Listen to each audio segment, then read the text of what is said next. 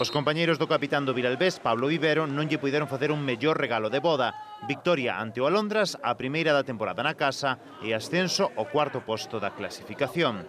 Os de Cangas defendían esa posición e perderona nos últimos minutos da primeira metade. Ata daquela o encontro non ofrecera case oportunidades, pero aos 34 minutos Nico estivo a piques de marcar. Evitou no Marcos. 4 minutos despois, aos 38, chegou o gol da victoria vilalbesa. Justino sacou o córner e Nico apareceu dende atrás con forza para enviar o balón ao fondo da rede.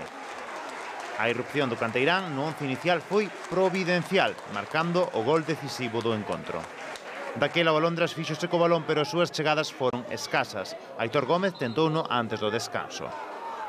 Nico foi protagonista outra vez cunha boa acción de contraataque. O seu centro non atopou rematador e o disparo final de Borja foise desviado. O propio Borja sería protagonista pouco despois ao rexeitar un perigoso disparo de Aitor Gómez. A expulsión de Álex, a 6 minutos do final, aumentou as dificultades do Alondras, que só creou perigo nunha falta directa botada por Jacobo.